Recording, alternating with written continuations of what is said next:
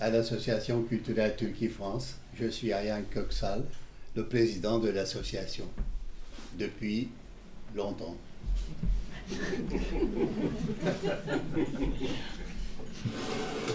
Nous avons aujourd'hui, nous accueillons Madame Sylvie Lemasson, conseillère de coopération et d'action culturelle, ambassade de France. Soyez bienvenue, Madame.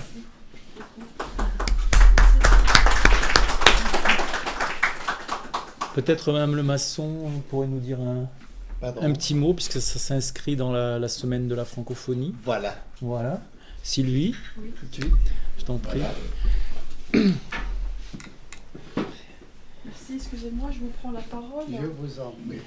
Et je vous vole la vedette, comme on dit en français. Merci Bruno de m'inviter à dire quelques mots. Je vous prie de m'excuser, je suis en week-end, mais je suis ravie de partager quelques heures avec vous, puisque je suis arrivée d'Ankara jeudi, pour ouvrir la francophonie officiellement à l'antenne d'Istanbul. Nous étions avec l'ambassadrice et Tahar Benjeloun, donc mercredi à Ankara, pour officiellement lancer de la capitale, je parle d'Ankara, lancer de la capitale turque le printemps de la francophonie. Donc je me permets d'abord de m'adresser à monsieur Bruno Del Valle.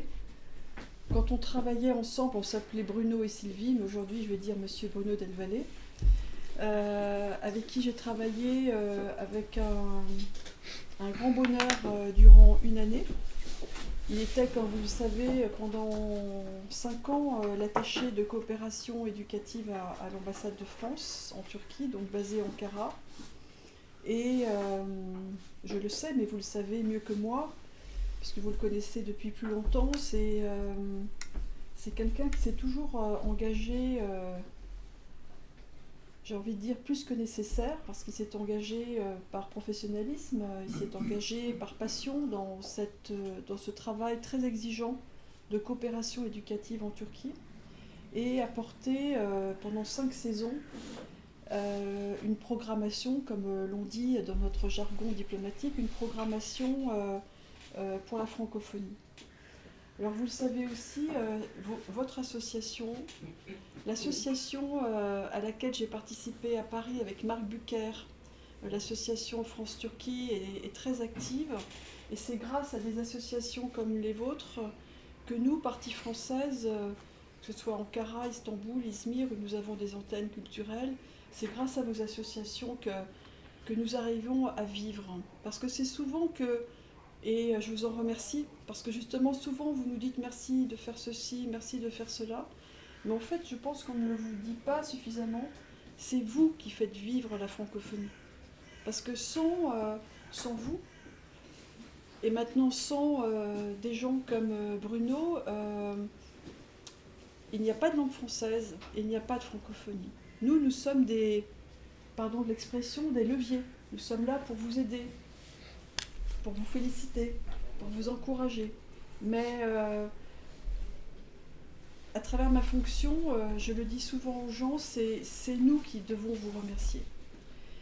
Et donc pour en revenir à la thématique que vous avez choisie aujourd'hui, une thématique très importante, c'est, on va écouter évidemment Bruno sur ce sujet-ci, mais vous le savez, 2024 est une année particulière pour la France, pour différentes raisons, les Jeux Olympiques bien sûr, mais surtout parce que la France va accueillir sur le territoire français donc le premier sommet de la francophonie de son histoire de France, en octobre prochain à Villers-Cotterêts. Et Villers-Cotterêts, comme vous le savez certainement, n'a pas été choisi au hasard par le président de la République française. Peu de choses sont choisies au hasard par le président de la République française.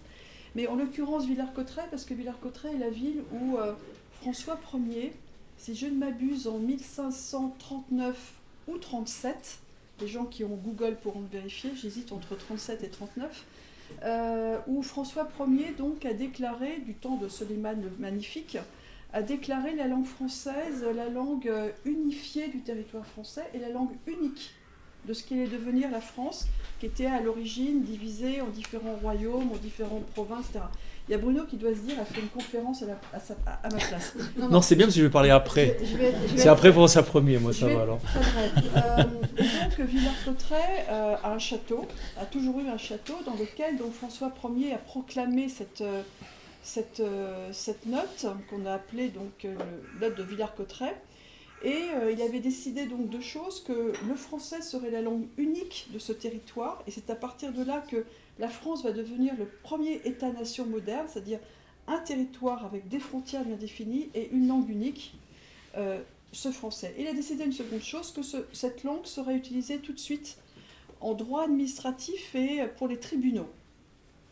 Et donc, le président de la République, Emmanuel Macron, a décidé il y a quelques années que pour un jour, et ça sera pour le sommet de la francophonie d'octobre prochain, Villers-Cotterêts deviendrait la cité internationale de la francophonie. Et donc ce sommet de octobre prochain va se tenir à Villers-Cotterêts de manière très symbolique. Et nous avons, nous, ambassade de France, transmis, mais je ne vous dirai pas les noms pour le moment, transmis différents noms au ministère des Affaires étrangères français et au ministère de la Culture français, qui voulaient recevoir des noms de personnalités turques à inviter lors de ce sommet de la francophonie à Villers-Cotterêts. Donc voilà, tout ce que vous faites permet de nourrir cette francophonie qui est un support culturel essentiel pour nous, un support éducatif. La France y joue un rôle important dans cette famille de la francophonie, mais il n'y a pas que la France, comme vous le savez. La Suisse est très engagée, le Canada est très engagé, le Luxembourg est très engagé avec la France. Ce sont les 4 pays peut-être les plus actifs, mais j'en terminerai là. Les pays africains, en tout cas, qui ont des ambassades à Ankara, sont aussi de plus en plus présents à nos côtés avec les Canadiens, les Belges, les Suisses et les Luxembourgeois pour participer au cinéma francophone, au théâtre francophone, aux lectures francophones. Et c'est bien normal, ça sera mon dernier mot, puisque justement les organisations internationales de la francophonie, l'OIF, donc créée en 1970, ont été créées sur le territoire africain avec 3 présidents africains. Voilà, je me permets juste de... Non, j'arrête là. Donc, belle conférence. Moi, ça m'arrange. Madame, si vous me permettez, j'ai une seule chose à dire. Dans cette salle, depuis 10 ans, tous les mois de mars, nous faisons, moi j'ai fait la francophonie.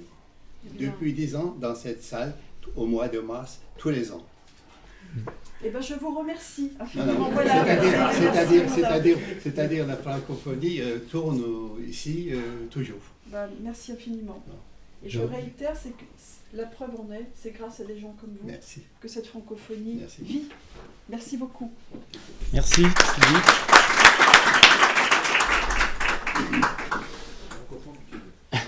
Mais merci pour ces mots. Je passe un seul mot pour... Ah, pardon.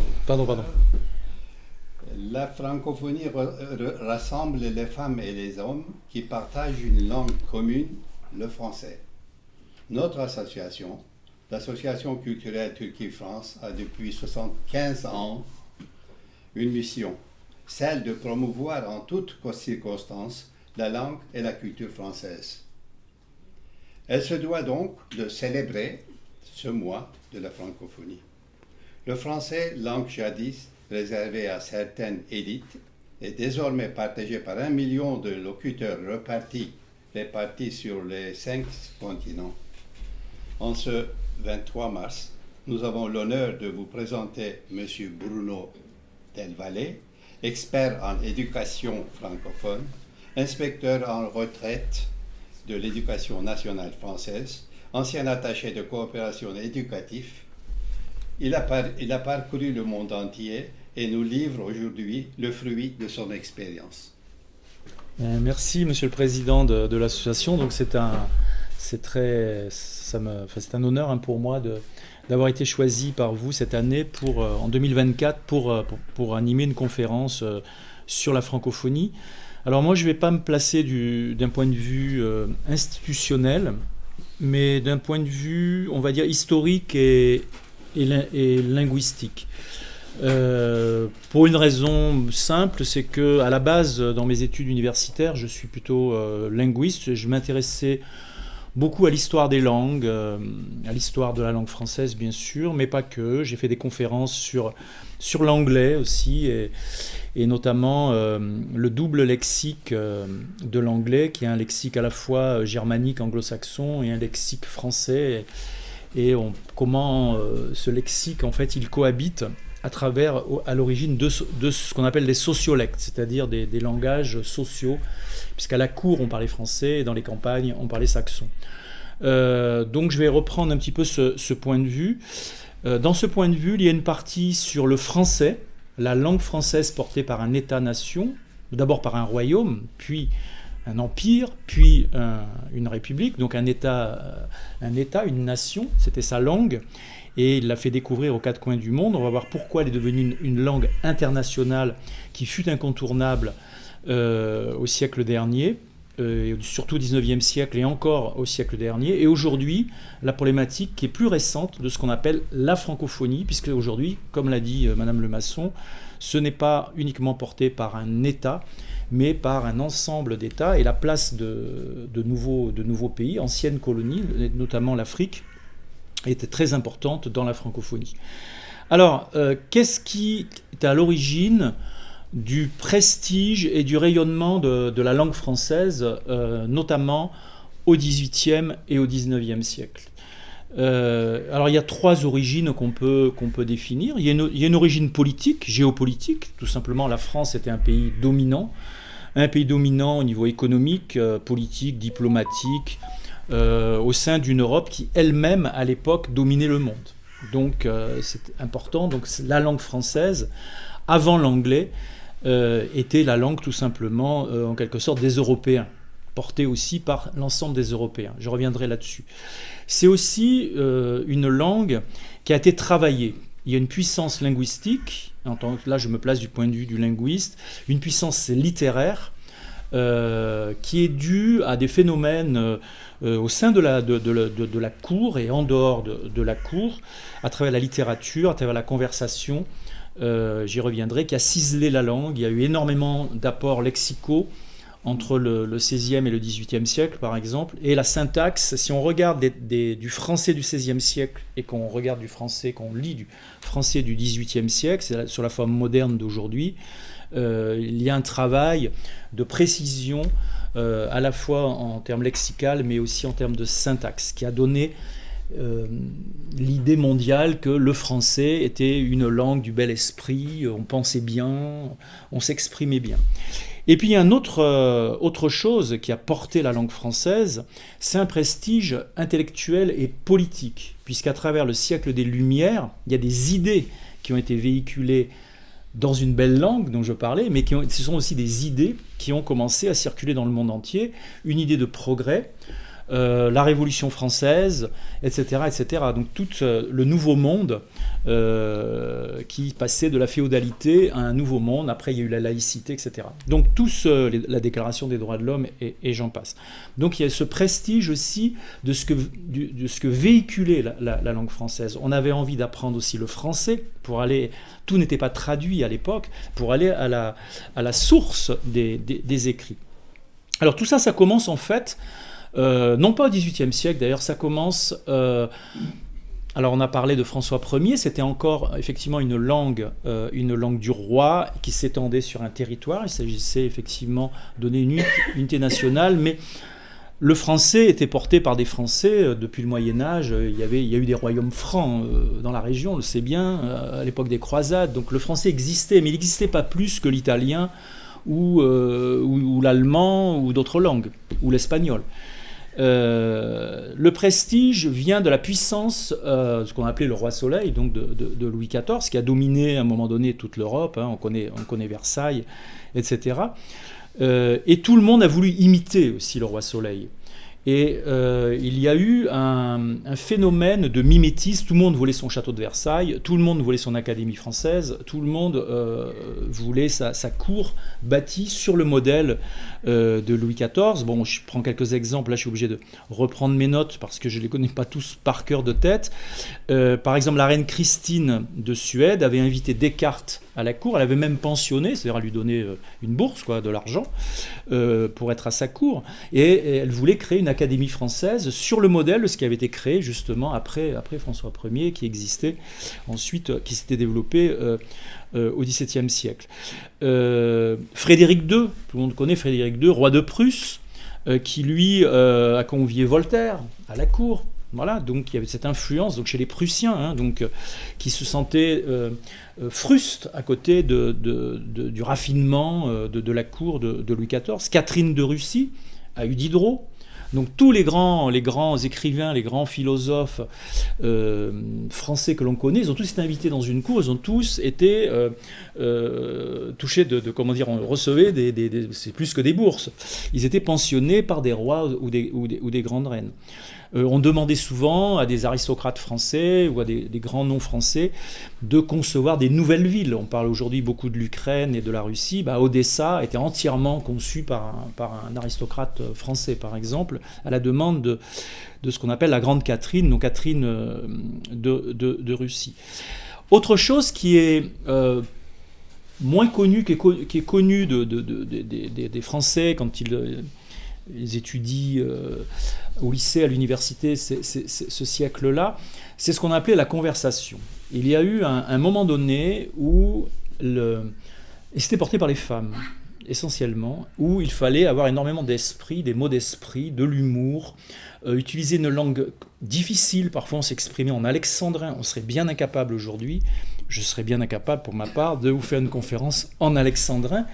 Eh bien, dans nos lointains ancêtres, je ne sais pas si je descends d'un aristocrate, je ne crois pas, mais disons dans les ancêtres de la conversation, on était capable de se faire des joutes oratoires et, en alexandrin et dans une langue extrêmement ciselée.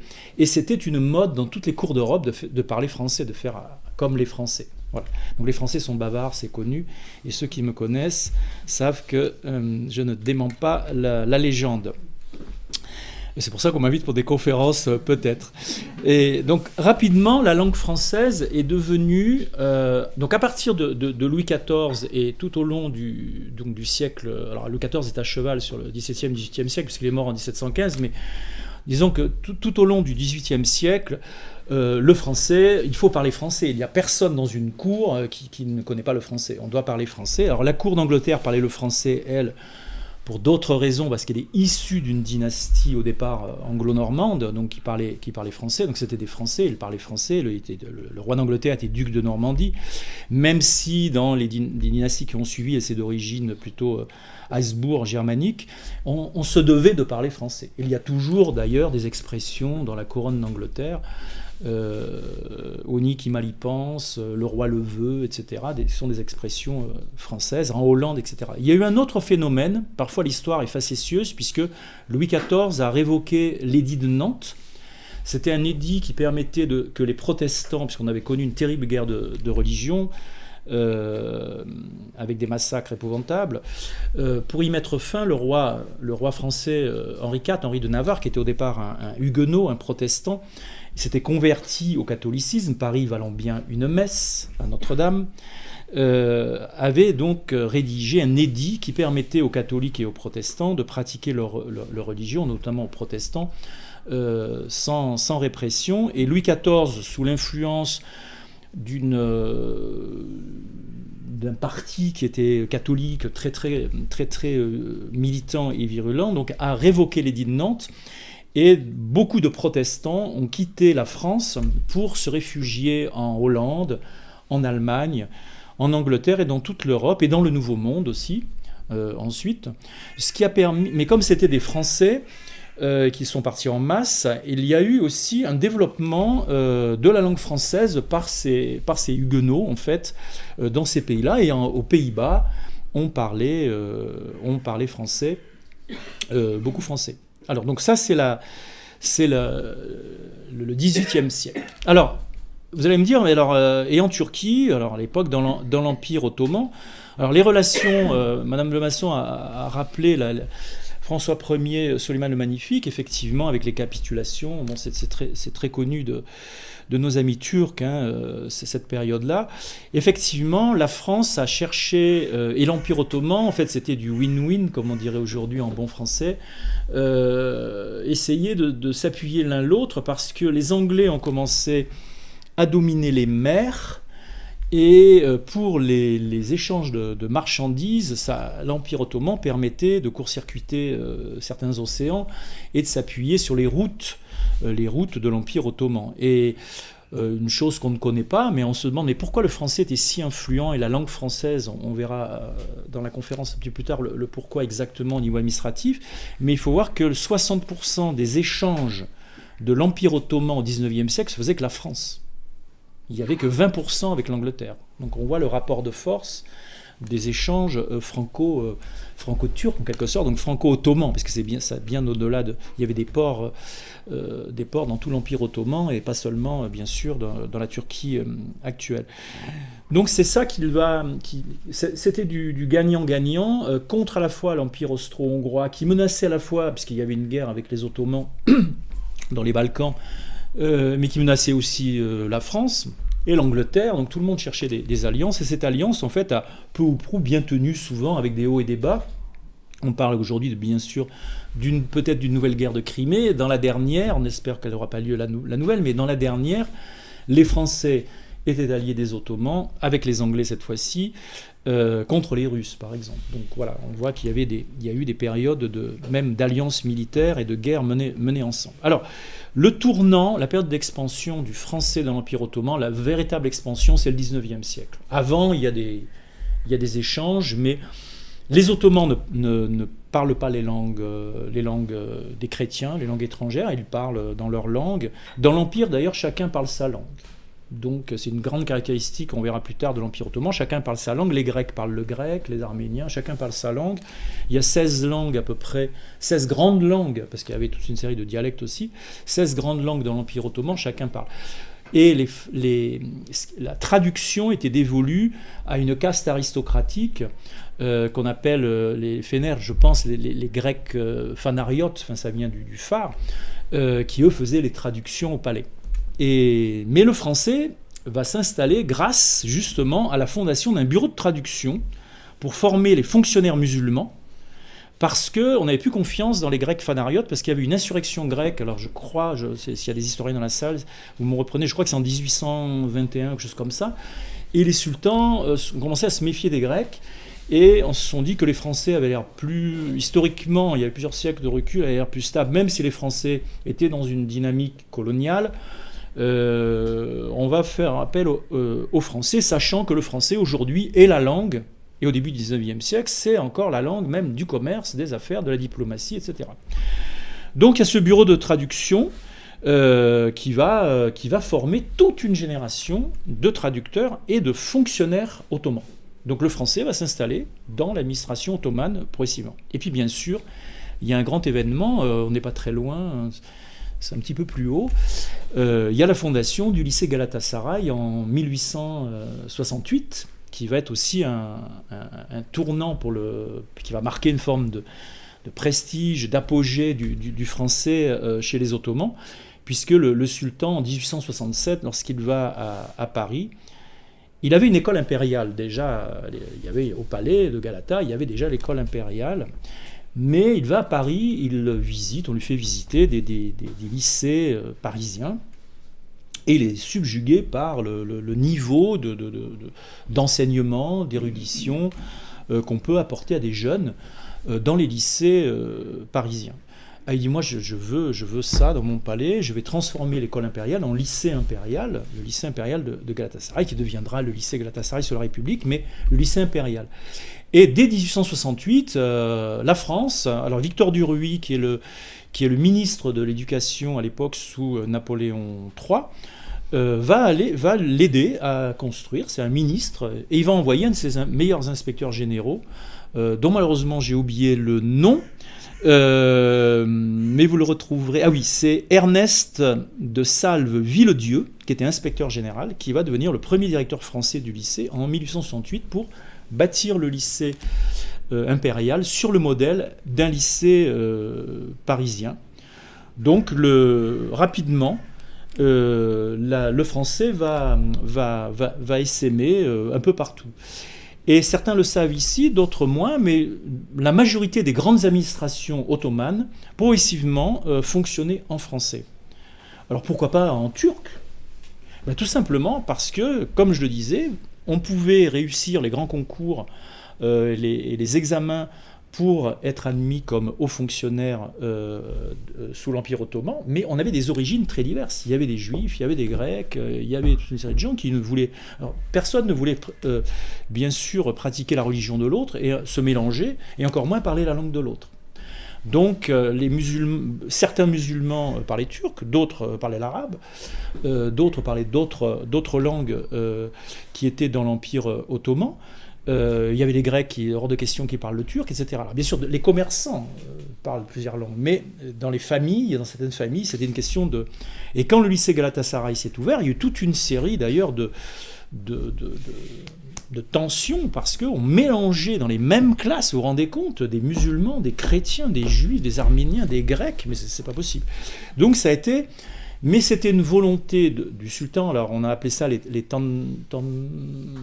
rappelez-moi le terme, la grande réorganisation, c'est l'Empire ottoman. Exactement. Donc, c'était une volonté, en fait, de se doter d'une haute administration aussi unifiée.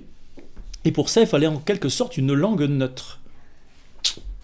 C'est un peu la même chose qui se passe dans certaines réunions aujourd'hui avec l'anglais. Vous avez aujourd'hui ce genre de phénomène. Il y a quelqu'un qui parle français, quelqu'un qui parle turc, l'autre il parle pas turc, il parle français, le troisième parle...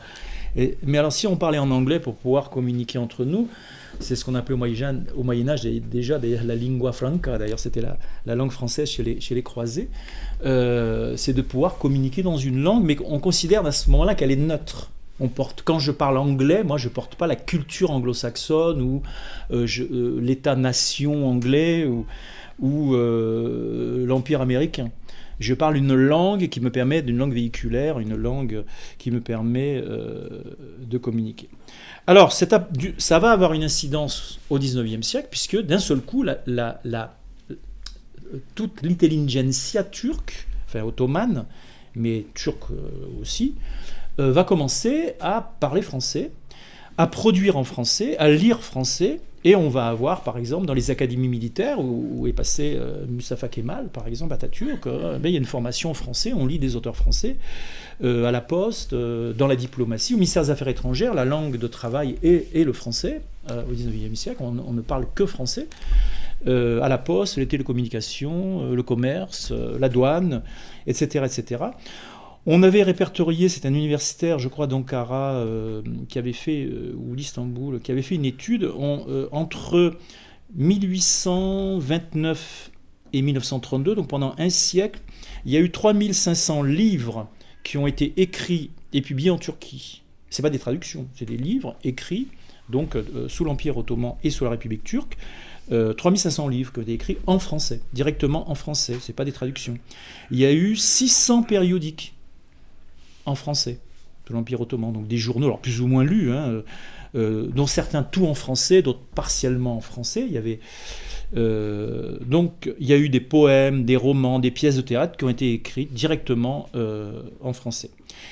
Et une chose que peu de gens savent, moi j'ai découvert à l'occasion des recherches sur cette conférence, c'est qu'à un moment donné, c'est un peu comme l'espéranto en Europe, à un moment donné on s'est demandé comment faire pour résoudre les problèmes. Lorsqu'il y a eu la grande assemblée ottomane, qui n'a pas duré très longtemps, je crois qu'elle a été dissoute 2 ans après avoir été créée, la première réunion, il y avait 600 députés qui venaient de toutes les provinces de l'Empire, et personne en fait ne se comprenait très très bien. En plus, il y avait une différence entre le turc parlé et la langue écrite, qui utilisait un alphabet arabe modifié, mais qui ne correspondait pas tout à fait en fait, à la prononciation réelle de la langue turque. Donc c'était vraiment un problème pour même transcrire certaines discussions. Et il y a eu des débats, et il y avait des gens chez les Ottomans qui ont dit, mais pourquoi, pour finir, maintenant que pourquoi on ne prend pas comme... Il y a des pays qui adoptent l'anglais comme langue de travail à l'intérieur de certaines entreprises ou de banques. Pourquoi, après tout, ce ne serait pas en français, ce serait plus simple. Et donc ça a été une discussion dans l'Empire ottoman dans le cadre de la modernisation de l'État ottoman.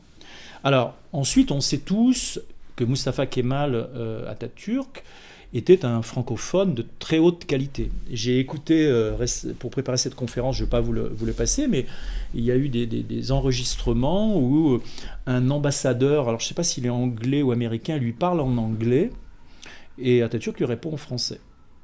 Et il parle un français, alors avec un petit accent que nous, Français de France, on détecte, parce qu'il roule légèrement les airs, mais un français tout à fait, voilà, de très très haute qualité. Alors pourquoi ? Parce qu'il fait partie des élites administratives ou militaires ou diplomatiques qui ont étudié aussi en français, alors lui c'est dans l'académie militaire, et il avait lu Auguste Comte, il avait lu énormément de livres en français, ce qui lui a donné une vision aussi d'un État moderne, s'inspirant des écrits notamment de la Troisième République, par exemple, en disant tiens, voilà ce qu'il faudrait faire pour la Turquie, bien sûr dans le contexte turc. Voilà, donc on peut dire que le français a eu sa place dans tout le monde le sait aujourd'hui dans cette assemblée, mais ce n'est pas toujours connu de l'ensemble des Turcs. Alors ça, c'est la place du français. Mais la place du français, là, on est à l'apogée, on est au firmament, on est au zénith. Vous voyez, c'est la langue française, il y a beaucoup de synonymes. Ça ne vient du XVIIIe siècle. Mais quand on monte une montagne, à un moment donné, on arrive en haut et automatiquement, si on continue sa route, on a de fortes chances de descendre. Ça arrive à tout le monde, ça arrivera aussi à ceux qui dominent aujourd'hui. Il ne faut pas se faire d'illusions. Les vainqueurs sont les vaincus de demain, les vaincus d'aujourd'hui sont les vainqueurs de demain. Et tout se recompose en permanence. La langue française va reculer en Europe. D'abord en Europe, au XIXe siècle et dans le monde d'une manière générale. Alors pas dans l'Empire ottoman, oui, c'est le contraire, mais dans le reste du monde, le français commence à reculer dans les États-nations. Et dans les colonies, bien sûr, dominées par les Britanniques, dans le monde anglo-saxon. En Europe, le français recule en Suède, en Hollande, en Allemagne, etc. Les États-nations vont se structurer autour d'une langue nationale, l'italien, l'allemand, etc. Et le français est une langue étrangère. C'est une langue, certes, diplomatique internationale, mais ce n'est plus non plus la seule langue. Elle devient en concurrence avec d'autres langues nationales qui prennent des statuts en fonction de la puissance économique des pays, des statuts internationaux. Et l'anglais commence à s'imposer. En nombre de locuteurs, elle dépasse le nombre de locuteurs français. Donc ça, à la fin du XIXe siècle, de façon assez écrasante, avec les Indes, l'Australie, le Canada, les États-Unis, etc. Il y a plusieurs États-nations qui portent l'anglais, alors qu'il y en a, sans faire offense à nos amis belges, suisses ou luxembourgeois, etc., ils partagent avec d'autres langues aussi dans leur pays. Le Canada, c'est avec l'anglais, les Suisses, c'est avec deux autres langues, la Belgique, c'est avec le flamand, d'origine néerlandaise, etc. Donc, le français n'est plus la langue unique et l'anglais se fait de plus en plus pressant. Et en France, il y a une espèce de démoralisation, d'ailleurs, qui apparaît. Je vais vous lire une citation dans la presse française à l'époque. « La langue française est en déclin. Elle n'est plus la seule langue internationale. Elle risque d'être supplantée par une concurrente. Le français n'est parlé que par 55 millions d'hommes et femmes, contre 75 millions d'Allemands, 200 millions de locuteurs anglais. C'est le signe d'une infériorité lamentable. » Donc, à la fin du XIXe siècle, il y en a qui tirent le tocsin. Attention, certes on domine en apparence, mais c'est une langue qui est parlée par peu de gens. Et en 1902, il y a la première bataille entre l'anglais et le français. Les Américains veulent imposer l'anglais dans un tribunal arbitral, alors au sujet d'un conflit avec le Mexique et la Californie, et ils veulent imposer l'anglais. Et normalement, dans les tribunaux internationaux à l'époque, les cours de justice internationale, etc., enfin leurs ancêtres, c'est le français qui est la langue du tribunal. Et heureusement, alors tout le lobby francophile va se mobiliser et le président, qui est je crois un Danois, va dire ici la langue officielle du tribunal est le français, mais c'est une alerte qui a été très chaude dans la presse française, ça avait été un événement extraordinaire. Mais c'est en quelque sorte le chant du cygne, parce que la Première Guerre mondiale a commencé avec l'arrivée en force bien sûr des États-Unis d'Amérique, la puissance aussi de l'Empire britannique à l'époque, en termes commerciaux et en termes linguistiques, et puis la Seconde Guerre mondiale, le français va énormément reculer. Et en 1945, on dit qu'en 1970, ça y est, c'est fini, mais en fait c'est dès 1945, puisque le centre du monde, l'ONU, les conférences, c'est aux États-Unis. Donc c'est la puissance, non pas de la langue anglaise, on va dire, mais plutôt de la langue américaine, en fait, la puissance américaine qui va permettre à l'anglais de dominer. Deuxième grand danger pour la langue française, c'est la décolonisation, puisque j'en ai pas parlé, mais la langue française va se développer à travers des nouveaux locuteurs à partir du 19e siècle, la seconde partie du 19e siècle, et tout au long du 20e siècle, par la colonisation de la moitié de l'Afrique, de l'Asie du Sud-Est, de tas de territoires de par le monde. Et donc, ces peuples n'ont pas eu beaucoup de choix. Ils ont appris à l'école que leurs ancêtres étaient les Gaulois, et ils ont appris le français de façon obligatoire. Mais ça, c'est le trait de toutes les colonisations. Il est arrivé la même chose aux Indiens avec l'anglais, ou d'autres peuples de par le monde. Là où on parle espagnol ou portugais aujourd'hui, en Amérique latine, au départ, c'est pas les peuples autochtones qui parlaient l'espagnol ou le portugais. Ça, c'est propre à toute colonisation. Mais lorsqu'il y a décolonisation, il peut y avoir deux phénomènes. Soit on rejette la langue du colonisateur, parce qu'on va promouvoir sa langue nationale qui s'oppose, c'est la langue on se libère, soit on la perpétue. Là, tout dépend du contexte. Lorsqu'il y a une langue d'un État-nation qui a persisté, qui a résisté, qui a été la langue de la libération, bien sûr, la langue officielle va devenir cette langue.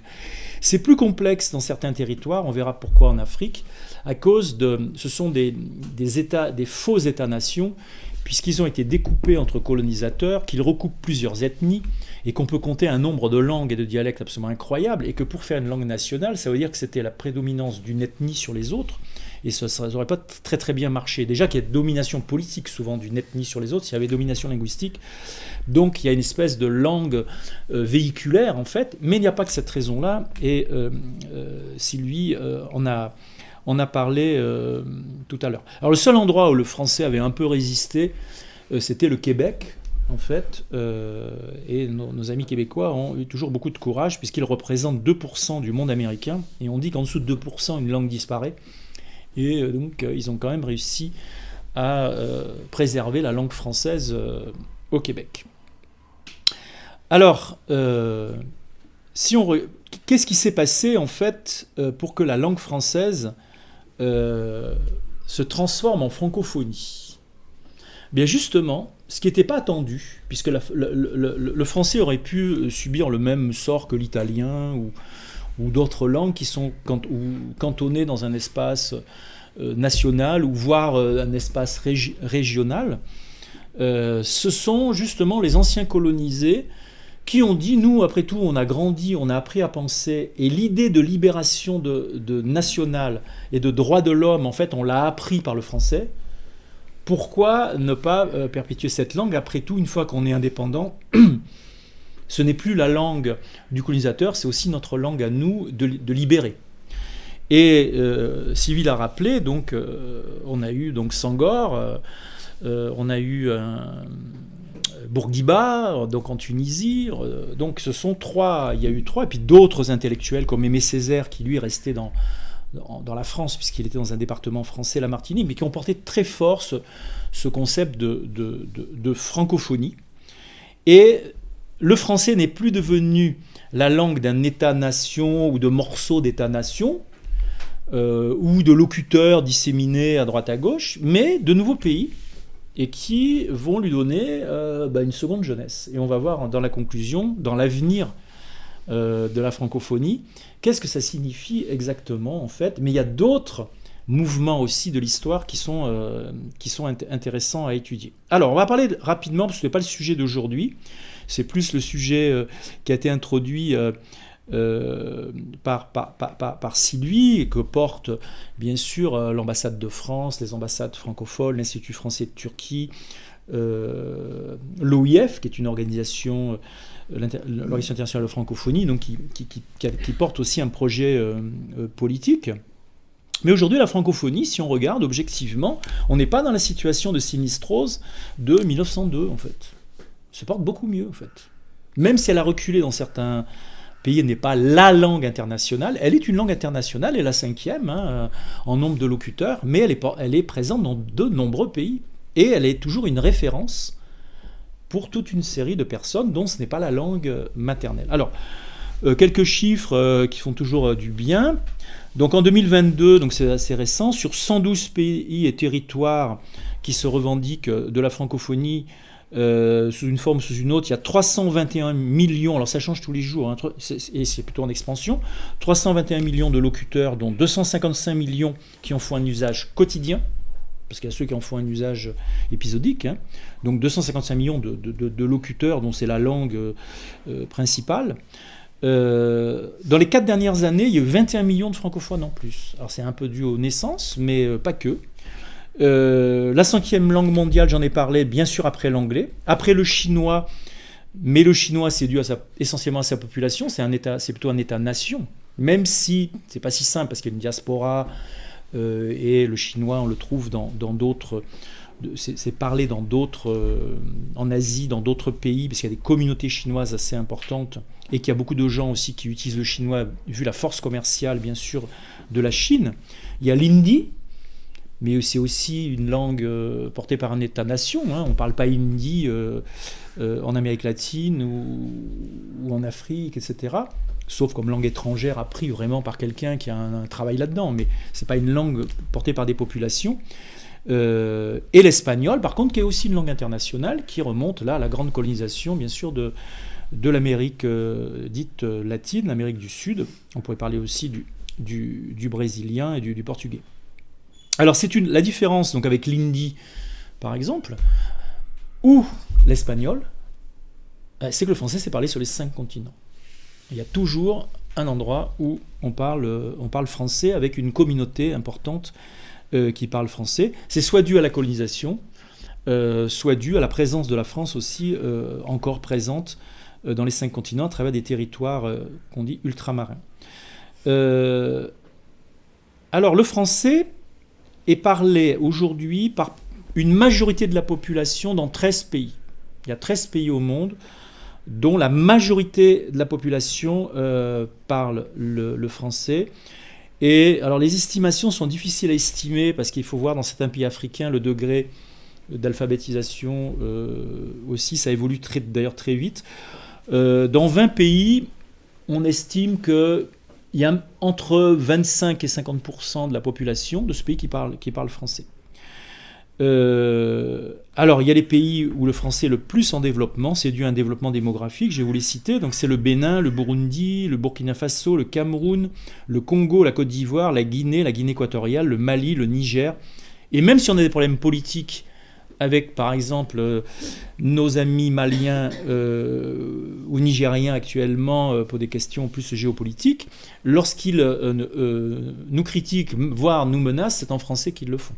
C'est pas dans une autre langue, donc c'est leur langue. La République démocratique du Congo, le Sénégal, le Tchad et le Togo. Alors le français, c'est aussi une langue de scolarisation, c'est une langue qui est étudiée, même si c'est pas une langue de locuteurs ensuite dans leur pays.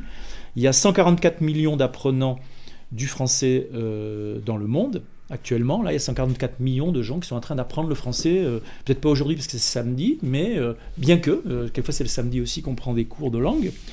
93 millions de personnes qui apprennent le français comme langue étrangère. Donc ça, c'était 144 millions d'apprenants en français, ce qui est différent donc d'école à l'école française ou dans des pays où on apprend en français. et 51 millions de personnes qui apprennent le français donc comme langue étrangère, ce sont des adultes. Et le français est la deuxième langue étrangère la plus enseignée dans le monde après l'anglais. Voilà. Et au sein de l'Union européenne, c'est aussi la deuxième langue des institutions. Alors, je ne vais pas parler de la francophonie comme institution politique, comme organisation politique. Il y a eu beaucoup d'autres collègues qui en ont parlé. Si vous avez été dans... Et le discours de Sylvie rappelait ces choses-là. C'est une organisation, il y a une charte de la francophonie.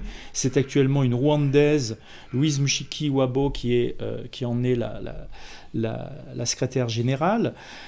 C'est aussi une organisation qui porte des valeurs.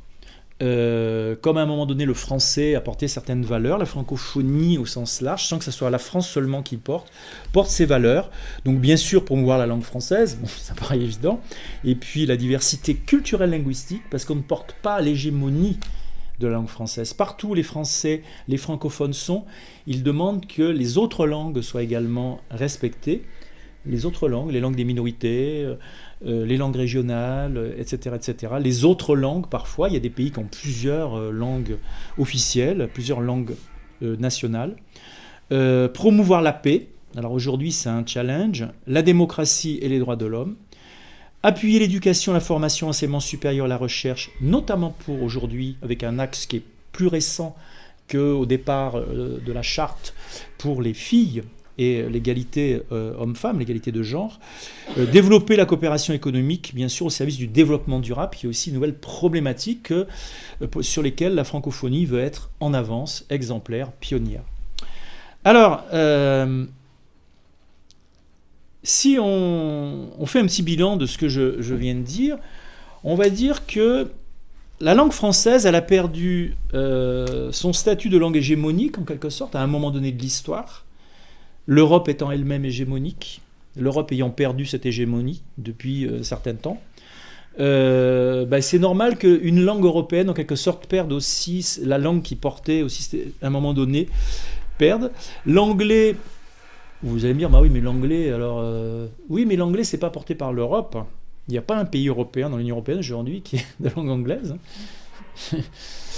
C'est la puissance économique et la puissance des États-Unis et d'autres États-nations qui portent aussi l'anglais. J'aimais dire ça lorsque j'étais inspecteur de l'éducation nationale dans une autre vie, avant le service culturel. Souvent, les débats pédagogiques en France m'affligeaient un peu parce qu'on discutait un peu avec nous-mêmes. Par exemple, je sais pas moi, les rythmes scolaires des enfants de maternelle. Alors, il y a plein d'experts franco-français qui vont débattre de ça. Mais on en discute dans d'autres pays. Mais nous, comme on est au sein... Alors on va discuter... Alors les Belges et les Suisses d'ailleurs là-dessus sont souvent quelques universités très intéressantes, les Québécois aussi. Mais on n'a pas de grands pays en miroir en face de nous, avec des grands chercheurs, etc. C'est beaucoup plus simple dans le monde anglophone, en fait, où les universités américaines vont être en concurrence parfois et en débat avec des universités british ou même indiennes, australiennes, néo-zélandaises, j'en passe et des meilleurs. Donc il y a aussi ça, la puissance de l'anglais au XXe siècle, c'est dû à plusieurs États-nations. Alors on verra que peut-être que pour la France aussi, ça sera porté, la francophonie, par peut-être des grands États-nations dans les décennies qui viennent. Alors on a perdu donc ce statut de langue internationale au détriment de l'anglais. Mais on est une langue internationale. On reste une langue internationale. Et la francophonie moderne donne à la langue française en fait un nouveau statut. On avait ce statut de langue de la cour, langue de la diplomatie, langue de ci, langue de ça, langue de la culture, langue du bel esprit, langue de... c'était la langue qu'il fallait savoir parler, sinon on était un barbare, quoi. Voilà. Comme il fallait savoir parler grec chez les Romains. On l'a oublié, mais chez les Romains, l'intelligentsia parlait grec. Parce que le romain, c'était bien, le latin, c'était bien sûr. C'est la langue de l'Empire romain. Mais quand on était lettré, on devait savoir parler grec. Eh bien, à un moment donné, dans le monde, si on était lettré, si on était intelligent, il fallait savoir parler français. Donc les gens qui m'écoutent, vous faisiez partie dans un autre siècle de l'élite. Bon, aujourd'hui, c'est différent peut-être, mais vous faisiez partie de l'élite. Toujours, bon, c'est bien. Alors, qu'est-ce qui va changer? Ce qui va changer, c'est la liste des pays que je vous ai lus tout à l'heure. C'est qu'on estime qu'en 2050, donc 2050 c'est la génération d'après, 70% des francophones du monde seront en Afrique. Et 90% des moins de francophones, des moins de 20 ans, 90%, seront en Afrique. Donc la francophonie s'est sacrément déplacée depuis Villers-Cotterêts, là, près de Paris. Elle s'est déplacée. Mais c'est ainsi, l'histoire des hommes, c'est ainsi.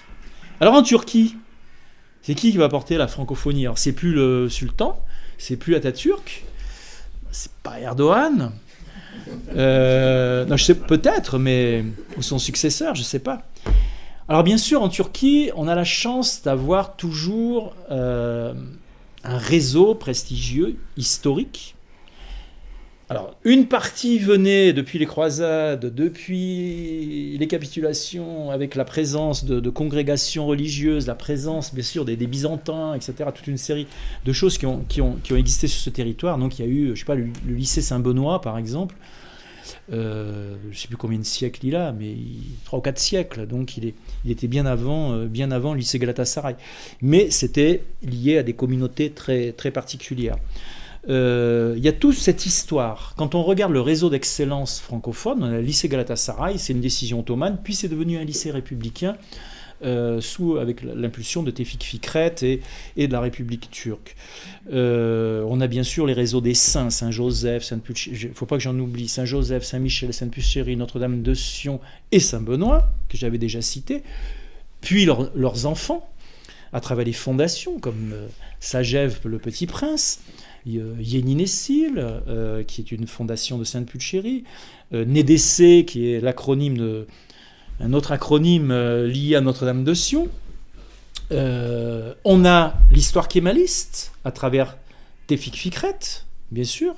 On a les maternelles françaises qui ont été créées, et je salue bien sûr mon collègue, puisqu'on est collègues maintenant, Jean-Nicolas Le Filleul, issu de Galatasaray et qui est allé créer une école maternelle française pour qu'une partie, alors des Français bien sûr, puissent avoir une maternelle de proximité, mais surtout une partie de l'intelligentsia turque puisse continuer francophile et francophone, mais pas toujours francophone d'ailleurs, puisse continuer à avoir une éducation de haut niveau en français et continuer leurs études ensuite à Pierre-Loti, au lycée français Pierre-Loti. Mais on a Tevfik Fikret, qui a été fondée par une fondation républicaine. Alors, elle n'aime pas, Madame Aïché Chavusoglu, que je dise kémaliste.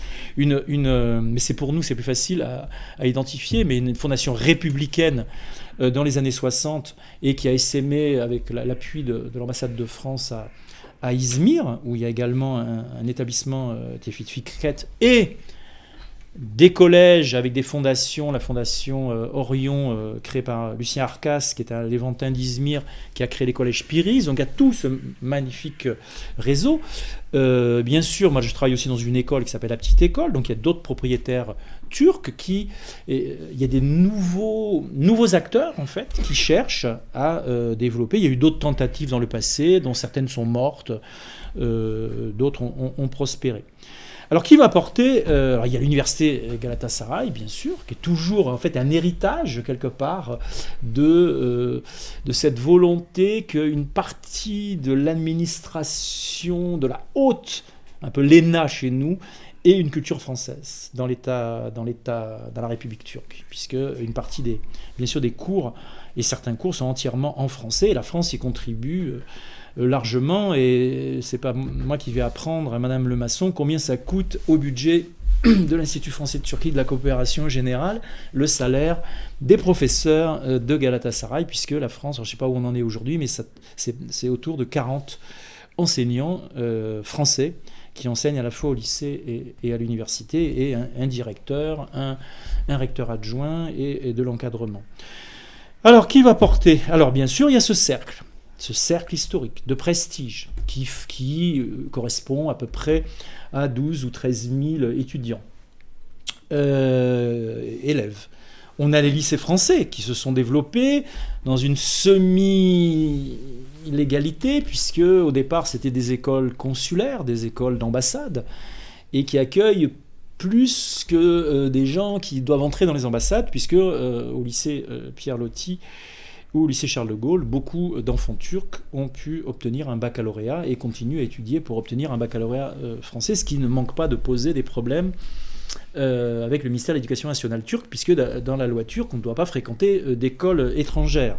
On doit aller dans une école, qu'elle soit privée, et je salue le directeur du primaire et du collège de Küçükprens ici présent, on doit aller dans une école privée ou publique turque, mais on ne doit pas aller dans une école étrangère. Donc régulièrement on nous rappelle, on veut bien fermer les yeux sur quelques enfants de diplomates ou de businessmen, mais n'en faites pas trop quand même. Donc sinon on aurait 5 ou 6 000 ou 7 000 ou... Si on avait l'autorisation de faire des écoles internationales, on aurait peut-être 8 000 étudiants au lycée Pierre Loti ou à travers différents lycées dans tout Istanbul. On est quand même limité par ça. Alors qui va porter un petit peu plus que ce cercle? Eh bien, il y a un phénomène nouveau, et ça c'est les facéties de l'histoire,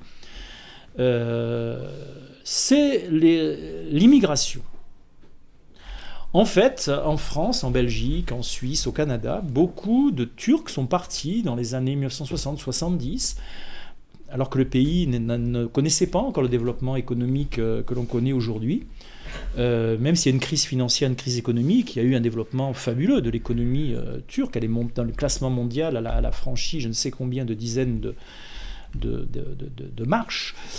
Et beaucoup de gens des campagnes, il y avait une forte natalité, donc sont partis chercher fortune, ou du moins un travail, en Europe.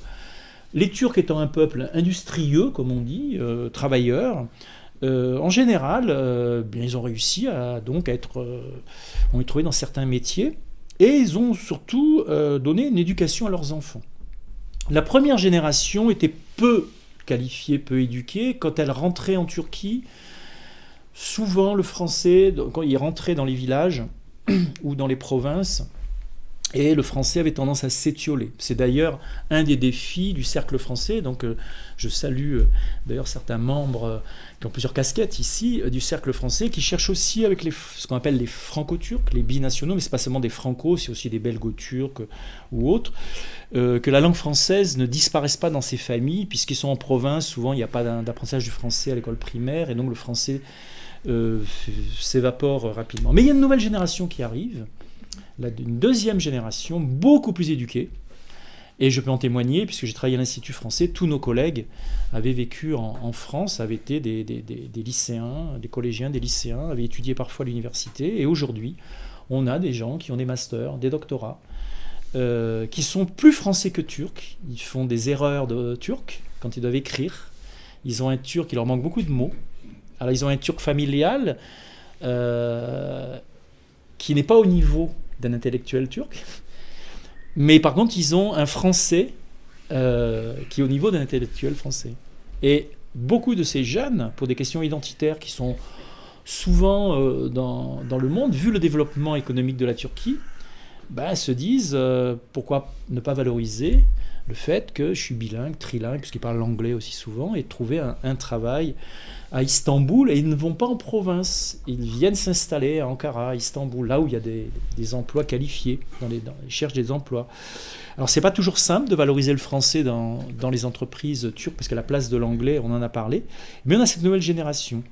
Alors j'ai envie de dire, c'est un peu l'histoire, elle est, je terminerai cette conclusion, elle est facétieuse en fait, parce que ça a d'abord été une langue d'aristocrate en quelque sorte, la langue française. D'abord la langue du roi qui veut étendre à ses sujets, puis la langue des rois, puis la langue des empereurs, la langue des philosophes, la langue des intellectuels, la langue des familles aisées, la langue des gens bien en quelque sorte. Et puis, c'est la langue maintenant des anciens colonisés, et puis c'est la langue des migrants. Et c'est à travers ces nouvelles populations, en fait, que la francophonie, en fait, elle connaît une deuxième jeunesse, en quelque sorte. Et on ne sait pas où elle va, en fait. Et elle sera portée, justement, par peut-être d'autres personnes. Et Sylvie l'avait bien dit, que, en fait, la France, le gouvernement français, etc. Parce qu'en fait, il y a des gens qui la portent par eux-mêmes aujourd'hui. Et ça nous échappe complètement. Alors, d'abord, c'était une langue de chrétiens. Puis une langue, on va dire, de républicains laïcs. Et c'est ce qui faisait son prestige. Ça devient aussi une langue de musulmans, en fait. Parce qu'il y a plein de pays africains d'abord qui sont majoritairement musulmans, et puis il y a des Turcs qui sont alors plus ou moins musulmans, etc. Mais c'est aussi une langue de musulmans. C'est pas une langue de chrétiens aujourd'hui. Celui qui est français une langue de chrétien, non, non. C'est une langue qui échappe. C'est aussi une langue de juifs d'ailleurs, puisqu'il y a des Israéliens d'origine française. Donc c'est une langue en fait. C'est une langue de bouddhistes aussi. C'est une langue voilà. Donc c'est porté aujourd'hui par de nouvelles personnes. Et même si on peut haïr la France à des moments donnés géopolitiquement, ça peut arriver. Dans l'histoire, ça arrive, il y a des guerres. Ça nous est arrivé en 14-18 avec la Turquie, enfin l'Empire ottoman. On n'était pas spécialement amis, mais ça n'a pas du tout touché en fait, aux Français en, fait, en Turquie. Eh bien, la langue et la culture, elles continuent à se propager. Je veux dire, c'est ainsi va la vie des hommes, des cultures, des langues, des religions. Nos descendants verront bien ce que ça devient tout ça. Et il y aura peut-être une autre langue qui supplantera tout ça aussi, puisque le monde est en évolution permanente. Mais voilà ce que je pouvais dire sur le passé et l'avenir de la langue française et de la francophonie auprès de cet auditoire attentif et curieux.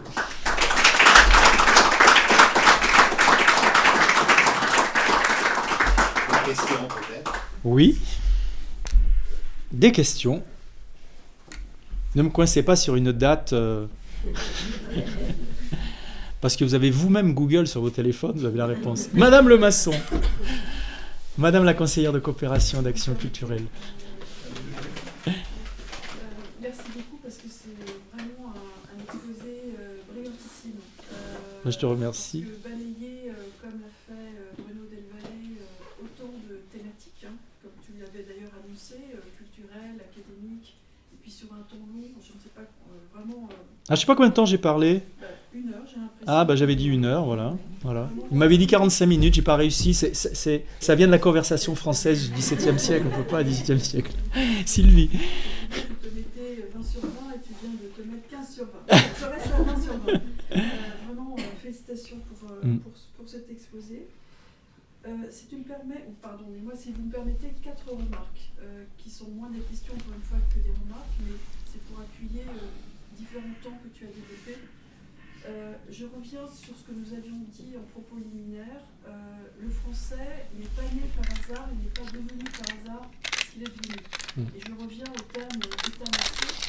Il y a eu la Cotterêts, mais il y a aussi la Révolution française de 1789. Qui a fait que la France est le premier État-nation avec la langue française qui permet de l'État à passer à la nation et pas le contraire, comme par exemple en Allemagne où on passe de la nation à l'État. Donc c'est ce français aussi qui a fait que cette langue, tu l'as rappelé, s'est institutionnalisée à travers différentes cours européennes jusqu'en Russie, parce que la France est devenue un modèle de construction d'État-nation par la langue et donc le français. Absolument. Second temps, pour relativiser la place, parce que ça a été sans arrêt aussi le fil rouge de ton exposé, comment la langue française s'est imposée, comment elle s'est effritée, comment elle s'est dévissée. Un des temps forts, c'est 1919, j'allais dire capitulation, de délitement de la langue française. Alors avec un paradoxe, parce que c'est le dernier grand traité international qui va se situer à Versailles, le traité de Versailles qui est le dernier grand traité de paix qui va se faire sous les auspices de la France et en français. C'est la dernière fois. Troisième remarque, on en parlait aussi au tout début, la France et la francophonie. Un paradoxe, tu l'as bien rappelé, tous les pays africains qui se sont émancipés tardivement par rapport à l'empire colonial britannique, puisque c'est à partir des années 60 que les États africains accèdent à leur indépendance, dans la douleur, comme vous le savez, pour l'Algérie, pour la France aussi, mais avant tout pour l'Algérie. La France, lorsque la francophonie est lancée, institutionnalisée en 1970 avec ce qui va devenir l'OIF, l'Organisation internationale de la francophonie, la France, pour plein de raisons, même jusqu'à aujourd'hui, est dans une situation difficile. Si elle en fait trop, elle est critiquée par beaucoup de pays africains en disant c'est du néocolonialisme. Si elle n'en fait pas assez, elle manque à beaucoup. Le Luxembourg dit mais pourquoi vous n'avez pas contribué à cela? Les Belges, pourquoi vous n'avez pas contribué à cela, etc. parfois des pays africains, comme le Sénégal, bien que les relations deviennent de plus en plus aussi compliquées avec le Sénégal, entre Paris et Dakar actuellement. Donc la France est dans une situation difficile avec cette francophonie, pour laquelle, il faut le dire quand même, elle est le premier acteur, d'un point de vue financier, etc. Mais elle n'a pas trouvé encore le juste équilibre entre en trop en faire ou pas assez. Et quatrième remarque, et ça nous conduit vers ta belle conclusion, c'est qu'il y a aujourd'hui au sein de l'OIF, donc l'Organisation internationale de la francophonie, 88 États qui n'ont pas tous le français comme langue de formation étatique et même culturelle. Pour autant, ça reste le français comme langue de référence. Et surtout, il y a 27 États observateurs, parmi lesquels on trouve la Lituanie, la République tchèque. Il faut chercher loin pour trouver une racine française. Moi, il n'y en a pas. Kosovo. Et donc, pourquoi ces pays veulent adhérer à l'OIF? C'est parce que c'est une manière, on va reprendre ton terme, et c'est un raccourci, mais c'est un bon résumé, géopolitique. C'est une manière voulue de contrebalancer la place des États-Unis, la place d'une Russie, la place d'une Chine, Inde par exemple. Donc il y a beaucoup de pays aujourd'hui, sans aimer la France particulièrement, les pays africains que tu as cités, on ne va pas expliquer toutes les tensions qui existent, mais qui choisissent cette francophonie pour s'opposer à un ordre régional, etc. Donc c'est ça aussi qui rend intéressante cette francophonie, où la France essaie de trouver encore une place intéressante, et surtout ces pays africains dont tu as parlé, qui vont constituer, et c'était peut-être un paradoxe pour cette France qui est mal aimée au Mali, au Niger, au Sénégal aujourd'hui, en fait c'est le continent africain qui va constituer cette belle matrice, enfin pardon de dire belle, mais cette matrice francophone en partage avec vous. Et enfin, ça aurait pu être une cinquième remarque, mais ta conclusion que je trouve excellente, prometteuse, c'est vrai qu'en Turquie, vous représentez cette élite qui a épousé le français, mais aujourd'hui il y a de nombreux jeunes qui choisissent le français pour des raisons d'ouverture d'esprit, malheureusement de départ aussi, de quitter la Turquie, mais pour aller faire des études à l'étranger. Donc merci infiniment pour ton expérience. Je voulais citer un chiffre dans la conférence que j'ai oublié. À un moment donné, j'ai dit j'en parlerai plus tard, puis je ne l'ai pas dit. Par exemple, si on prend l'Afrique, il y a 7000 langues en Afrique, puisqu'elle ne s'est pas unifiée autour d'États-nations historiques qui auraient été colonisées ensuite. Et par exemple, le Cameroun a 300 langues, par exemple. Le Sénégal a, je crois, plus d'une vingtaine de langues qui font partie de 4 familles différentes linguistiques, qui n'ont pas de rapport linguistique entre elles, parce que parfois il y a des langues qui sont très apparentées par ce qu'on appelle parfois des dialectes. Bon, c'est très discuté, ça change ça, mais bon, il y a des langues qui sont cousues tellement proches les unes des autres qu'on se comprend, comme ce qu'on appelle le monde turcophone, entre le turc de Turquie et des langues d'autres pays que nous on appelle en stan quand on est français. On peut se comprendre, voilà. Mais là, il y a même des familles de langues parce que ces peuples n'ont aucune origine commune. Il y en a qui viennent de l'Est, qui ont traversé, etc. Et donc ils ne se comprennent pas entre eux. Et donc c'est très difficile d'unifier un État-nation à partir d'un de ces 300, pourquoi celui-là plutôt que cette tribu plutôt que telle autre. Ce qui n'est pas le cas d'autres pays qui avaient déjà existé avant d'être colonisés, qui avaient déjà des langues, qui avaient déjà plus ou moins un rôle véhiculaire très fort, ou qui représentaient déjà une forme de nation. C'est pour ça qu'après la décolonisation, par exemple, c'est pour ça que certains pays arabes, quand ils sont sortis de l'Empire ottoman, ont pris la langue arabe. Parce qu'ils avaient toujours gardé la langue arabe, même au sein d'ailleurs de l'Empire ottoman, ils continuaient à parler l'arabe. Et c'était une langue qui unifiait à un moment donné un territoire, même s'il y avait d'autres langues. C'est comme ça qu'on va trouver des endroits où, par exemple, au Vietnam, on parle le vietnamien. Pas le français. Après, ils n'ont pas, justement, l'Indochine, mais peut-être l'aurait-il peut-être parlé s'il n'y avait pas eu la guerre du Vietnam menée par les États-Unis aussi. Ça, c'est encore une autre question. Mais lorsque la Chine a perdu la Corée, on a parlé coréen, quoi. Voilà, on ne peut pas parler chinois. Donc il y a des endroits où il y a des langues qui étaient... quand la Russie s'est retirée à un moment donné de la Pologne, le polonais existait toujours, il y avait une résistance nationale incarnée d'ailleurs, dans la langue. Ils avaient du mal à avoir un État-nation, mais ils avaient quand même une nation autour d'une langue, d'une religion, etc. Donc ça aussi c'est important parce que l'Afrique francophone, même anglophone, avait peu d'autres choix. De toute façon, ça aurait été très très difficile de faire d'autres choix. Et c'est un choix de raison. Sinon, ça aurait été un choix terrible, ça aurait détruit... parce que lorsqu'on veut être un État-nation, on veut se moderniser, il faut avoir accès à l'économie, aux sciences, à la littérature, etc. Et quand rien n'est traduit, rien n'existe, et vous n'avez pas de gens, etc., ça serait l'effondrement du pays. Donc on est obligé de récupérer une langue internationale. Et donc comme on était déjà dans le français, et qu'on s'y attachait, et qu'elle apportait quand même des valeurs, même s'ils nous ont colonisés, c'est comme la Déclaration des droits de l'homme, même s'ils ont colonisé, c'est la Révolution française, même s'ils ont colonisé, c'est par eux qu'on a appris à se libérer et à imaginer un État-nation décolonisé. Donc pour finir, cette langue m'est très utile. Atatürk a fait la même chose, puisque Atatürk a combattu les Français à une époque. Ça n'a pas empêché de s'inspirer, grâce à la langue française et à ses études, d'un État-nation moderne, comment construire un État moderne à travers l'exemple français. Donc voilà, c'est ça, c'est-à-dire que ça nous dépasse aujourd'hui. La France, elle est dans une situation très ambiguë. S'il y avait une deuxième France, entre guillemets, c'est-à-dire un deuxième pays à l'autre bout du monde, très puissant, si le Canada était resté français, prenons cet exemple, il est devenu indépendant après, on aurait le Canada et la France, ça serait plus simple, l'OIF.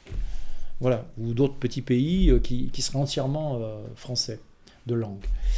C'est compliqué, effectivement, parce qu'on est avec les anciens colonisés. Donc on ne peut pas se permettre d'être néocolonial. Et en même temps, financièrement et économiquement, dans l'OIF, et bien sûr, et on porte, tu as raison, c'est quelque chose qui est compliqué. Mais là, je pense que les 2 décennies qui vont venir vont changer le paradigme, je pense, progressivement. Parce qu'il y a l'émergence aussi économique de l'Afrique aussi, et ça va changer le paradigme. Est-ce qu'il y a des questions ou demandes d'approfondissement? Jean-Nicolas.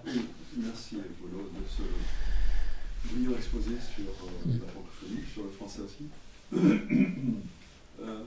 Est-ce qu'à l'heure actuelle, la défense de la langue française est plus portée par la francophonie directement que par la France? Je veux dire que l'aristocratie française à l'heure actuelle est plus tournée vers l'anglais et préfère parler en anglais que par des grandes entreprises, notamment. L'État lui-même abandonne un certain nombre de sujets sur lesquels la langue française était prioritaire. Donc, nous avons une francophonie et nous sommes heureux de l'avoir parce que, finalement, la langue française est défendue par cette francophonie. Ah ben les Québécois la défendent plus que nous, Oui, alors qu'ils n'ont pas d'État-nation. Bien sûr, oui. Et il y a des pays africains qui défendent même la richesse parfois, même la syntaxe, même la conjugaison de la langue française mieux que des élites françaises, que je ne nommerai pas, qui la parlent très mal, effectivement. Avec beaucoup d'anglicisme, mais surtout une fascination. Alors la fascination des élites françaises pour l'anglais, elle est aussi assez ancienne. On va dire que la bascule, là, c'est Waterloo, hein, tout simplement. Il y a eu ensuite une adaptation des élites françaises à être alliées avec les anglo-saxons. Les anglo-saxons étaient les ennemis, en quelque sorte, héréditaires, la perfide Albion pour nous. Et c'est devenu l'allié de toutes les guerres, en quelque sorte. On n'a pas fait beaucoup de guerres contre les Anglais à partir de 1815. De guerre ouverte. Il y en a eu, mais c'est sur des territoires toujours, c'est par proxy interposé, comme le grand désastre du Rwanda, par exemple, le grand génocide. Mais il n'y en a pas eu, puisque toutes les élites françaises, et Napoléon III, le premier, était fasciné par l'Angleterre. La République française a largement colonisé le monde grâce à un grand deal avec l'Empire britannique. C'est-à-dire que les Britanniques sont appuyés sur nous pour contenir la puissance allemande. Hein, il ne faut pas se faire d'illusions. Voilà, donc c'est sûr. C'est sûr qu'il y a cette fascination. Et il y a cette fascination aussi. Les États-Unis ont ce qu'on appelle un soft power, une influence très forte. Ils sont très, très... Pour moi, ils sont un modèle du genre. J'ai travaillé dans des pays où il était très, très à l'œuvre, dans des pays francophones, comme Haïti, où le soft power américain est très puissant. Je regardais avec admiration mes collègues américains, comment ils fonctionnent. On a beaucoup de leçons à apprendre d'eux. Et donc, le soft power américain, il est très puissant en Europe. Il est très puissant en France, chez nos élites. On a beaucoup de young leaders. Oui. Donc, effectivement, ils sont moins portés que nous pour défendre une langue et une culture, moins portés que nous ici présents, pour porter une langue et une culture. D'autres peuples le feront à notre place, certainement. Oui, il y a plus d'anglicisme en France qu'au Québec, il y a plus d'anglicisme en France qu'en Afrique. Enseignante, Catherine est enseignante de langue française. On a vu qu'à lycée Galatasaray ou à l'université Galatasaray, les réunions se faisaient en anglais. De plus en plus, oui. Voilà. C'est plus que moi. Ah ben, Il y a 10 ans, moi j'étais comme ça. Je vais vous raconter une anecdote. J'étais en Haïti, c'est une autre vie, j'étais plusieurs vies. J'étais donc expert technique international au compte d'Expertise France, et donc j'étais sur un projet d'aide au ministère de l'Éducation nationale locale. Ça tournait autour des ressources humaines, mais ça a vite tourné sur la reconstruction, puisqu'il y a eu également dans ce malheureux pays, qui s'en sort jamais, l'actualité encore le démontre, un terrible tremblement de terre. Et je me souviens, donc, quand il a fallu... J'étais dans un cluster éducation. C'était un pays francophone, dont la langue officielle est le français. La majorité des gens qui étaient là comme coopérants, enfin experts techniques, envoyés par la Banque mondiale, la Banque interaméricaine de développement, par l'UNESCO, etc., étaient des Français ou des francophones, canadiens, etc. Puisque c'était un pays francophone, donc ils envoyaient des experts. Dans les réunions, à un moment donné, il y a toujours un Américain qui traînait, et on était obligé de faire la réunion en anglais pour une personne qui n'était pas francophone. Et ils considéraient que c'était normal. Et moi, à chaque fois, je faisais un malin plaisir de faire mon intervention en français. Je ne prenais pas la parole en anglais. On était 2 ou 3 à faire ça. Les autres, ils se pliaient à l'oncle Sam. Et je lui disais... je lui disais en anglais quand même que quelqu'un pouvait lui traduire à côté, quoi.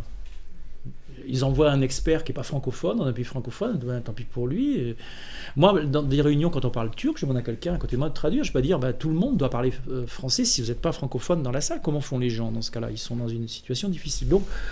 Donc l'autre jour, j'étais à la chambre de commerce.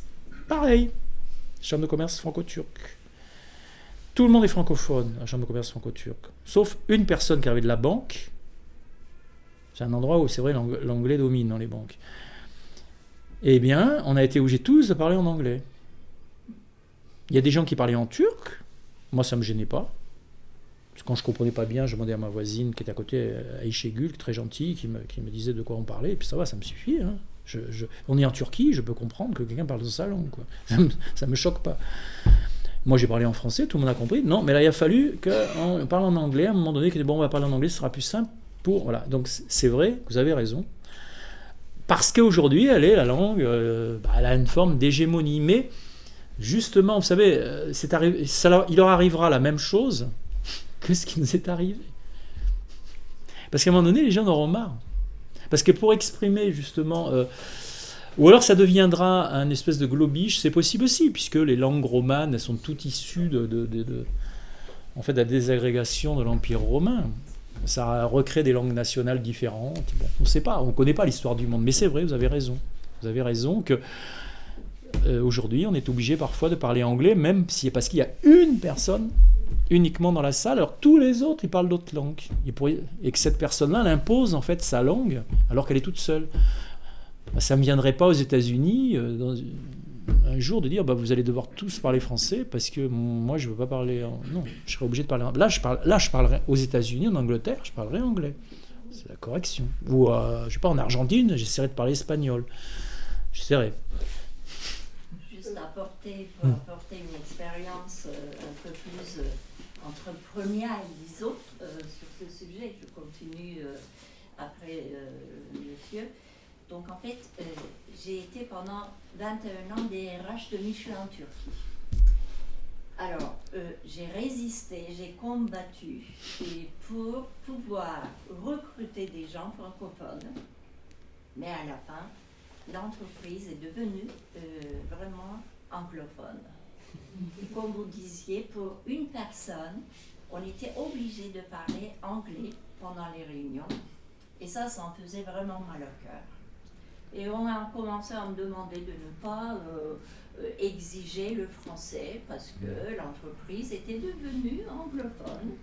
Et ça, c'est vraiment dommage pour moi parce que je suis une francophone militante. Ah, mais il y a pire que ça. Il y a pire que ça. On peut recruter Tous les des Français, gens qui quelquefois. parlent anglais aussi. Et ils vont parler en anglais. De la même façon, moi j'ai travaillé à l'Agence française de développement à Istanbul. Oui. Quand je suis entrée il y a 6 ans, on était une petite équipe, il n'y avait que des francophones. Ces dernières années, il y a eu des nouvelles embauches, notamment chez Expertise France, qui étaient anglophones, parce qu'ils allaient en fait en dehors de la Turquie. Et avant nos réunions qui étaient hebdomadaires, par exemple, en français, à cause de ces nouveaux recrutés, tout le monde disait « Ah bon, la réunion va se faire en anglais ». On faisait des tours de table. Moi, je disais, moi je parle en français. J'ai toujours, parce que j'ai dit ici c'est français, moi je parle le français. Et eux, ils apprenaient le français. Donc ils devaient faire l'effort de nous comprendre. Moi c'est ce que je disais toujours. Non, mais Quand vous insistez à ça, on vous traite de dinosaures. Non, alors que je parle très bien anglais aussi. On mais, reste vieillot si on parle. non, mais Moi, je parle très bien anglais aussi. Oui. Quand j'avais affaire, par exemple, à quelqu'un en Géorgie, avec qui je suis en contact, qui est francophone mais qui est anglophone aussi, qui préfère parler en anglais, bon, avec elle, quand j'étais avec elle en direct, je parlais en anglais avec elle, parce que pour elle c'était plus facile. Mais sinon, en général, moi je faisais toutes mes réunions en français et les autres, quand ils parlaient anglais, bon, je comprenais et je pouvais intervenir, mais je préférais parler en français. Ce qui est dommage, c'est les entreprises françaises aussi l'encouragent. Moi, c'est ça que j'ai du mal à comprendre. Alors, je ne suis pas président, mais si je l'étais, j'enlèverais toute subvention, aide, etc., toutes les entreprises qui justement ne portent pas, parce que c'est aussi un facteur d'influence même économique, donc c'est contre-productif de faire ça, mais bon, ce sont des modes aussi. Souvent même ça peut avoir une influence très négative sur l'apprentissage du français dans les universités. Je vais prendre un exemple d'un pays que connaît bien Sylvie. En Chine, il y avait par exemple le français était très populaire. Alors ça a remonté au général de Gaulle qui avait reconnu la Chine populaire en 1964, je crois. Et puis le romantisme de la Révolution française dans des pays communistes est très très important. C'est la même chose en Russie, à l'Union soviétique, etc. Et donc beaucoup de gens, le français, ils allaient dans les universités apprendre comme langue étrangère le français.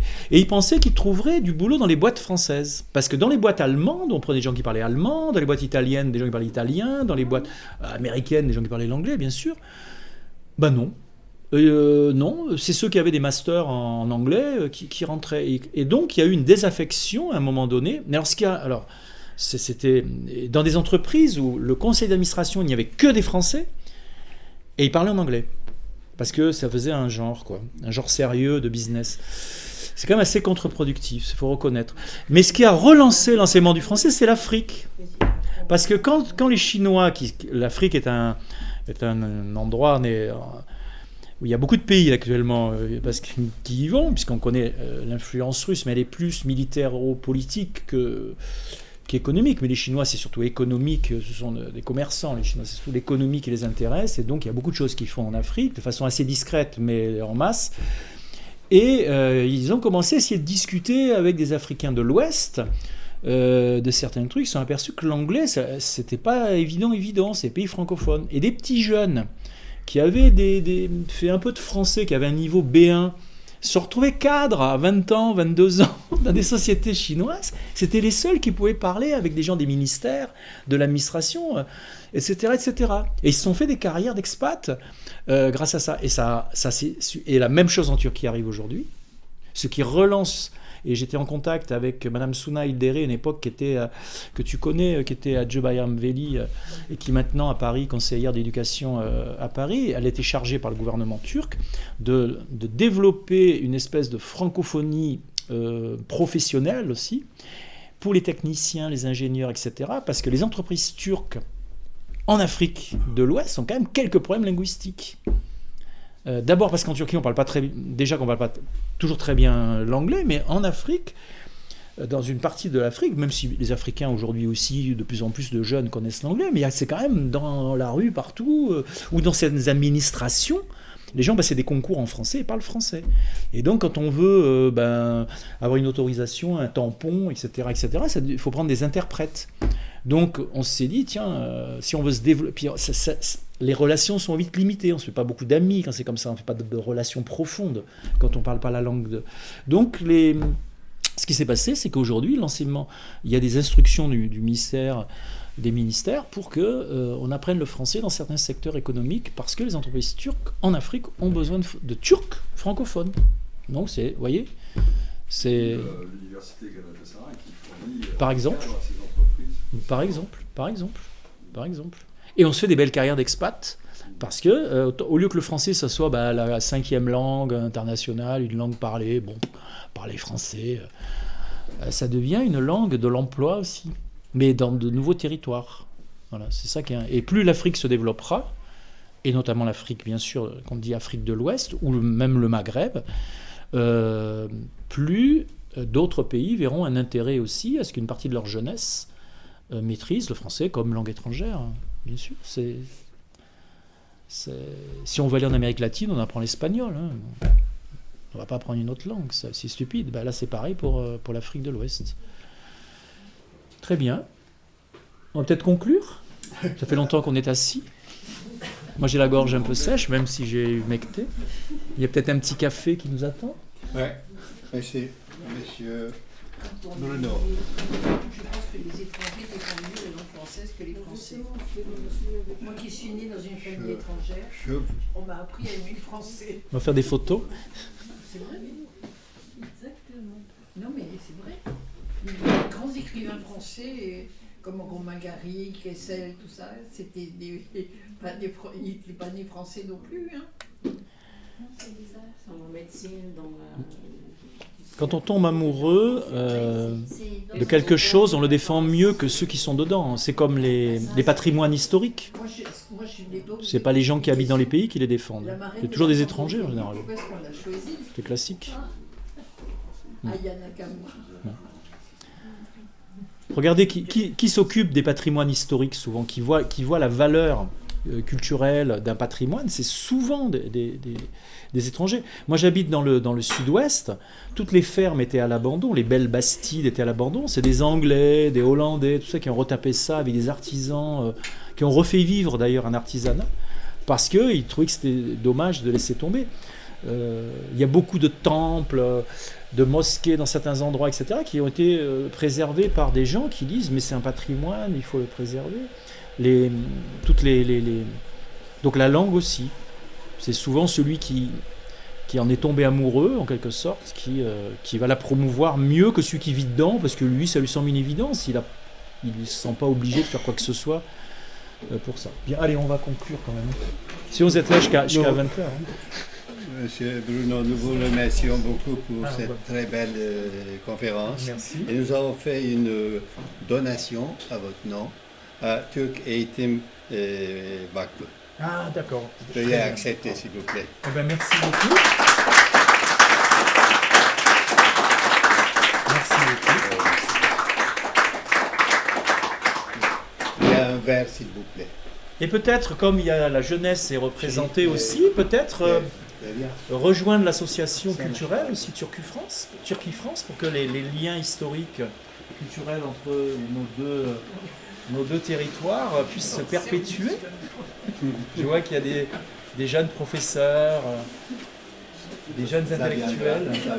Ça viendra. Il faut les faire adhérer. Non.